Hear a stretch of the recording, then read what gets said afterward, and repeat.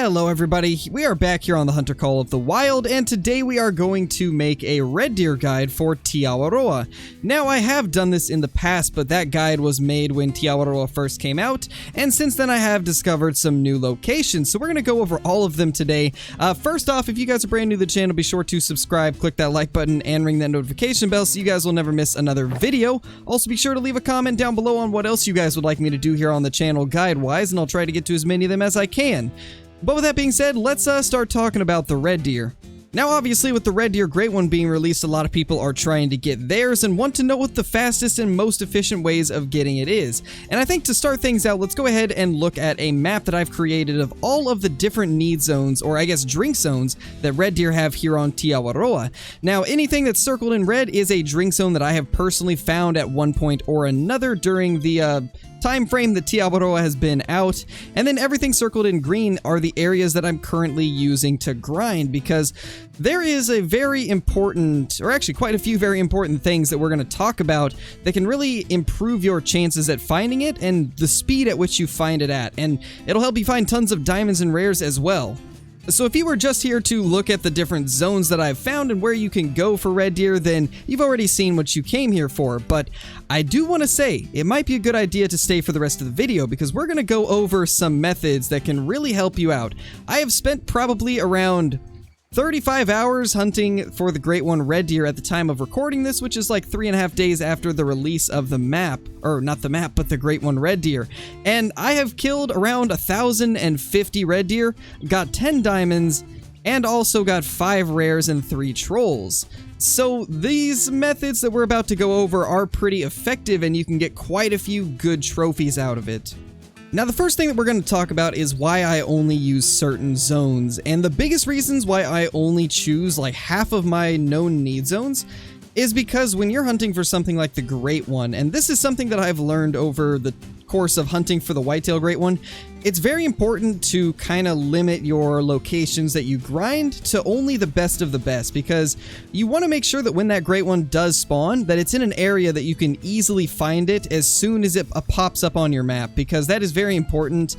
You know, anytime that you're grinding for something like this, you want to be able to get it as quickly as you can, and if it ends up spawning at a zone that you never really hunt because you went there once or twice and just shot a couple deer, and then it could be on your map for a while and you would never know. So it's important to stick to only the best of the best, and for me personally, everything that I circled in green is the best of the best. And we're going to kind of go over the tent setups that I have and kind of my way of bouncing between each of these to make sure that we get the best results. So we're going to go through one of my typical runs here on Te Awaroa and just kind of explain what I'm doing. So as you can see, we start here on the river at this tent. I go over to this stand by the bridge, and then if you look across the water, there is a lot of times some red deer here. Now, once again, everybody's map is different in Call of the Wild, so if you don't have some of these spots, then you can replace them with other ones, but this is the route that I go with, and we've got ourselves a level 6 red deer right here. I personally use the 300 Magnum for everything that is not a diamond or rare. Even though you do not get full harvest checks for it, it's going to speed up the time that you spend on each run, which is very important when you're grinding something like the Great One. The 300 makes it so even if you get a bad shot, it's going to die quicker than what it would with something like the 30-06 or the 303, and is something very important when you're on a Great One grind. You want to make the most out of your time, so after we take out a red deer here, what I'm going to do, instead of fast traveling over there to pick it up, we are going to look over here because we have a herd that is out in the open that we can actually see from here. So what we're going to do now is take out one of these, 0 to 300, and put a shot into that guy.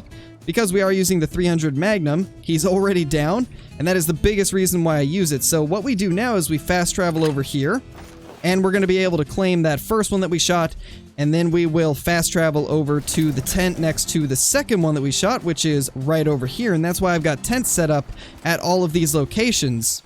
And the speed at which we can grab this level 6 right here and immediately be over here to the next one, this is why I dedicate all of my tents to only a few locations, because using your tents like this can be very beneficial to speeding up the process.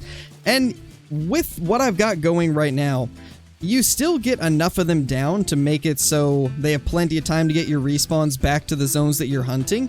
So once we take out these two right here, we're going to jump in this stand that I have right next to the second tent, and we will look down here, and there should be a herd right here, which as of now the stag has not arrived, which is unfortunate, but the second herd is right here. So we're going to go ahead and smoke this guy with the 300 Magnum once again. And then we have a tent right down there as well, as you guys can see, so we can just fast travel down here and be right on top of him.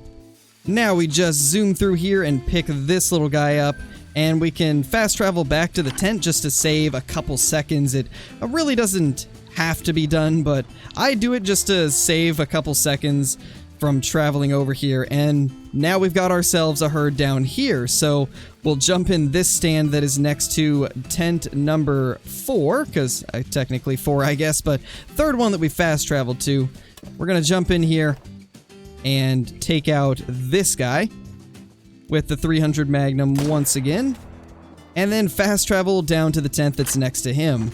And as you could imagine, if I wasn't making a video on it right now and kind of talking through everything that I'm doing, we'd probably already be done with this area about twice as fast as what we're doing right now. So you can see how this is definitely the most efficient and fast way to do this. So once we finish this river, because we've now hunted every zone that I have stags at, what I do is I go up here to this outpost and hunt the herd that's there.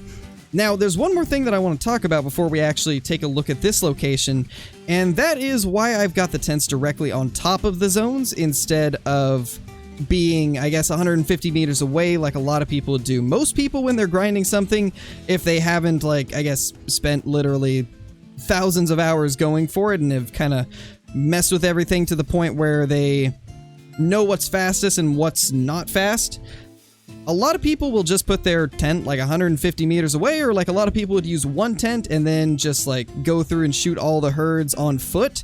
But I don't find that to be nearly as fast. So if you put a tent directly on top of a herd, anytime that you fast travel there, a lot of times it won't spook it. So another thing that you can do is you can place a tent on top of the herd and shoot a different herd and then fast travel to there, and it'll bring the other one into render. That is another way that you can do it, and we're going to go over that very soon on one of these lakes because it's a pretty good way to do it. But we're going to go ahead and run down from this outpost and take a look at the herd over here. They're typically on the like southwest side of the lake. I don't think they can be anywhere else. And as you can see, we've got a few of them right there. There's a level 5 and a level 5, and it looks like a level 7 as well. So we're going to get that 7. I've got my stand right down here, and we're going to go ahead and drop down and get in the stand. Now that we are in the stand, we're going to go ahead and find the one that we wanted. I believe he is right there, unfortunately, behind the hind. So what we will do now is take the 22 out and shoot behind it. Now, you don't want to do this if you're within 150 meters, but as long as they're at least 150 away, it won't spook them off. And then once it gets in the open, you can go ahead and take your shot. Now, we're also going to try and get one of these down. So we got 2 stags down from this location. And once again, the 300 absolutely drops them on the spot, basically. Even if you don't kill them instantly, they're not going to go very far. So that is why I absolutely love using it for red deer. It really just speeds up the grinding process. And this lake right here is actually one of the few that I don't have a tent at the spot where I claim them. The only reason for that is because I didn't have any more tent slots available, so I couldn't put one there.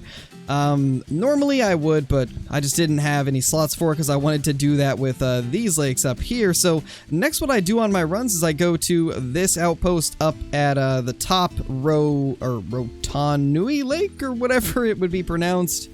And I think since we've kind of already shown it off with the first couple locations, we're not going to go through the whole process of shooting and claiming them for the rest of these locations, or at least the majority of them. Otherwise, this video is going to be like half an hour long. But for this location up here, I just spawn at this outpost and then run down to this tripod stand.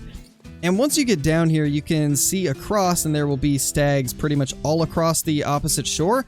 Now, it varies from time to time. The more you hunt here, what's actually going to be here. I've had as much as like 6 or 7 stags here. It looks like right now there is 5? No, 6. There's 6 of them here at the moment.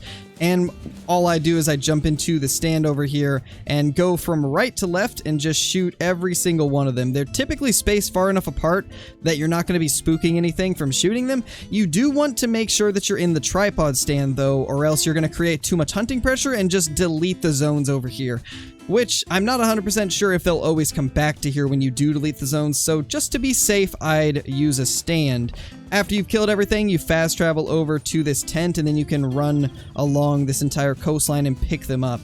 Then what we do next is jump down to this tent that I have and hunt this lake. It's a pretty good lake, honestly. I didn't hunt it for the longest time, and then once the Great One Red Deer was released, I kind of went through my map again and found a few locations that I had kind of slept on before. Now, unfortunately, the nighttime is making it very difficult to see through, or not the nighttime, but the fog is making it really difficult to see through our night vision.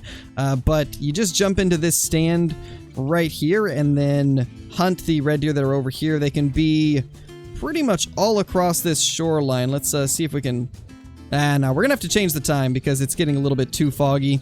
There, after a quick time change we can now see, but basically you're going to be looking, well, right where these stags are, kind of where this one is over here. In fact, we rediscovered this zone because I had killed the only deer in it earlier. But there's a zone clear over there, and then they can also be right here on this close bank. And then once you've shot them from the stand here, you just fast travel to this tent and claim all the ones that are around on that shoreline. Next up, we're going to go to the top Pukimara Lake. We're typically going to go to this one first, but it really doesn't matter with this one. You can spawn at either of these first. And this is kind of where that other method of tent placement is going to come into play that I talked about earlier. Now, once you have spawned at one of the tents, we decided to choose this one right here. What you're going to want to do is jump in this tripod stand that you'll place next to the tent. And if you look across, there's going to be some red deer on the opposite shore. Right now, we actually have some pretty decent ones. 2 level 7s, a level 8, and a level 6. And I just try to prioritize the biggest ones first in a situation like this. Right now, we're kind of going over the method where you just shoot every single stag that you see. We're going to go over a second method of grinding a bit later in the video, but for now, we're just talking about the one where you shoot everything. So what I would do here is prioritize the biggest ones first. Try to get both of the 7s and the 8, and then the 6 if I can. And then once we've killed them all, we just fast travel over and claim them. Oh, hi there. Well, ran over by a mythical red deer. Interesting. But once we fast travel over, I don't actually go to claim them immediately. What I'm going to do first is jump back into this stand that we have placed just in front of the tent. And then we're going to look across because there's typically some red deer on this side as well. Yeah, there's a couple of them right there. There's sometimes clear up to like 5 or 6 in this spot. A lot of times they'll be behind these trees, which does make them a little bit difficult to see sometimes. They like to hide behind them quite a bit, but this is by far one of the best lakes for me. As you guys have probably already been able to tell, we've seen a total of 8 stags just in this one spot. And then if you look over farther to the right, we've got 3 more stags. This lake is just phenomenal. It really is like one of the best lakes in the game for red deer. This is the type of thing that makes me wonder why some people think that Quattro Colinas has more red deer than Te Awaroa. It's just not even comparable, really. Te Awaroa's got so many stags, and they're in really good spots. The only downside is the fact that you have to hunt at night, but everything else is just all upsides for Te Awaroa. So once we shoot all of these that I can get a hold of, typically I shoot the ones on the left first, because otherwise they spook from the gunshots. So I typically take these out first, and then I'll shoot the ones over here. And then you just go back to this tent, claim all the ones over here, fast travel back to the tent, claim all the ones over here. Then we're going to go down to the lower Pukimara Lake, and we're actually going to go to this tent right here. Once you have fast traveled to that tent, we're going to jump in this tripod that we have on the shoreline and look straight to roughly west. There's going to be an area over here where we have another tent, and a lot of times you will get red deer right along that shore. Right now we don't have any, but this is a spot where you can see sometimes a pretty decent amount of them. And what I typically do at this lake is I'll start over here, check for some red deer, and then just scan to the left slowly, seeing if I can either spot some or get the prompt to spot an animal on screen, just like that. there is a level 5 stag, and then a lot of times in these trees where this guy is, there'll be up to 3 or 4 of them. This area is pretty good, and another one of the really good lakes that you can hunt red deer at. These ones right here are directly across at this zone over here, and we got another tent next to those as well. So once I've shot as many of them from this spot and this spot as I can, we fast travel over to this tent right here, because a lot of times whenever you shoot anything that's on this side, and I actually forgot to mention that there is some that can be over here farther to the south at this spot where this hunting pressure's at, but I don't think we have any here at the moment, and if we do, they're kind of hidden. And one thing about this zone is you're going to want to fast travel to this tent first, because a lot of times if you shoot some here, they're going to spook and run in this direction. If you're fast enough, you can fast travel to this tent right here and actually be able to catch them off guard and get a couple more of them down. You do have to be pretty quick, so it might be a little more difficult on console. I'm not 100% sure, but as you guys can see, there's 3 more that just spooked off, including a really good mythical, and there is a 4th one as well. So immediately we see more red deer than what we thought were here at first. Once you've shot whatever you wanted to out of those, I typically go claim them first. Then I will run over here, claim any from this area. Then we fast travel over here and claim whatever's left there. And after that, you can also go ahead and look across, and there's typically even more red deer. We got 3 stags there, and then we got another stag right there. There is sometimes some stags at the very far end over here. I don't see any at the moment, but they can be all across this area, literally around the entire lake, to be honest. And yeah, it's pretty cool. Now, I did mention that we were using a different type of tent placement for this area, and that type of tent placement, as you guys see, basically what it does is, let's say we were at this one right here. None of the deer at these zones are going to be rendered in because we fast traveled to a tent that was too close to them. So that makes it so we can shoot all these without spooking the ones on this side. Then we would fast travel over here as I showed, and all of these would render in unspooked. That is like the best way to take advantage of that whole system where nothing renders within 150 meters of your tent. It is such an effective way to just maximize your efficiency while also having tents literally on top of the areas where you're going to be shooting red deer and being able to claim them super fast because of it. Now, the very last location that we head to in our run is going to be down here on the river. This is one of the best spots that I have had. It's very consistent. Like I said, not everybody has the same zones, but if you have this river zone right here, you have to use it. It is so good. I've had up to 6 or 7 stags here, including multiple level 9s. So it's a really insane spot. Right now we only have 2 that are pretty small here, but as you can see, we travel to this tent and look directly across, and there's a red deer zone right there. I have a tent across the river as well, so we can quickly fast travel and claim anything that we kill.